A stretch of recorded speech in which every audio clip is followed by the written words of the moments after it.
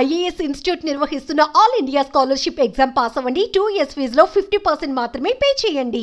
10 ఏళ్లుగా వెంటాడుతున్న ఓ హత్య కేసు నుంచి బైరెడ్డి కుటుంబానికి బిగ్ రిలీఫ్ వచ్చింది. బాబాయ్ బైరెడ్డి రాజశేఖర రెడ్డికి, అబ్బాయి బైరెడ్డి సిద్ధార్థ రెడ్డికి విముక్తి కలిగింది.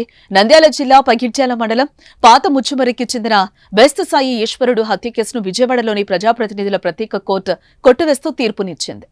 అది 2014 సంవత్సరం కర్నూలు జిల్లా కేంద్రంలోని రెవెన్యూ కాలనీలో ఉన్న శకుంతల కళ్యాణ మండపం ఎదుట నందికొట్కూరు మార్కెట్ కమిటీ మాజీ వైస్ చైర్మన్ సాయి ఈశ్వరుడు దారుణ హత్యకు గురయ్యాడు. ఎన్నికలకు ముందు ఈ హత్య సంచలనంగా మారింది. రాజకీయ కక్షలో భాగంగానే బైరెడ్డి కుటుంబమే ఈశ్వరుణ్ణి హత్య చేసిందని ప్రచారం కూడా జరిగింది. మృతుని ఫిర్యాదు మేరకు బైరెడ్డి సిద్ధార్థ రెడ్డి, బైరెడ్డి శేషసైనారెడ్డి, బైరెడ్డి రాజశేఖర రెడ్డి, ముచ్చుమర్రికి చెందిన కట్టిక నజీరుద్దీన్ బాషా అలియాస్ బోయబోగిన మద్దిలేటితో పాటు పలువురిపై కర్నూలు 3 టౌన్ పోలీసులు కేసు నమోదు చేశారు.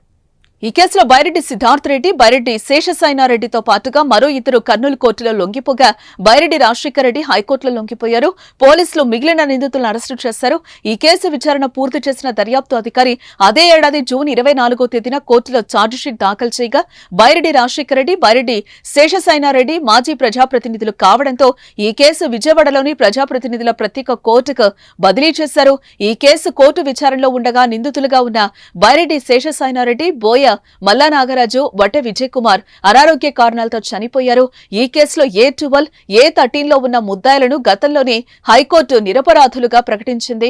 తాజాగా పూర్తి స్థాయిలో వాదనలు విన్న న్యాయస్థానం సాక్ష్యాధారాలు రుజువు కాకపోవడంతో కేసును కొట్టివేస్తూ మిగిలిన 12 మందిని నిర్దోషులుగా ప్రకటిస్తూ తీర్పును వెల్లడించింది. మొత్తం మీద హత్య కేసులో బైరెడ్డి సిద్ధార్థ రెడ్డికి ఊరట తక్కింది. అలాగే బైరెడ్డి రాజశేఖర రెడ్డికి కూడా రిలీఫ్ వచ్చింది.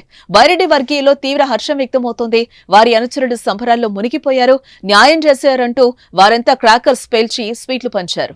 బైరెడ్డి సిద్ధార్థ రెడ్డి ఈ కేసు విచారణలో ఉండడంతో పాటు వైసీపీ ఓటమితో గత కొంతకాలంగా అభిమానులు కూడా కొంత దూరంగానే ఉంటూ వచ్చారు. తాజాగా కేసు నుంచి బయటపడడంతో కర్నూలు ఓ ఫంక్షన్ హాల్లో జరిగిన ఓ శుభకార్యానికి సకుటుంబ సపరివార సమేతంగా హాజరయ్యాడు. చాలా రోజుల తర్వాత బైరెడ్డి సిద్ధార్థ రెడ్డి రావడంతో ఆయన అభిమానులు ఆనందం వ్యక్తం చేశారు. పలువురు ఆయనతో సెల్ఫీలు తీసుకునేందుకు, షేక్ హ్యాండ్లు ఇచ్చేందుకు ఎగబడ్డారు.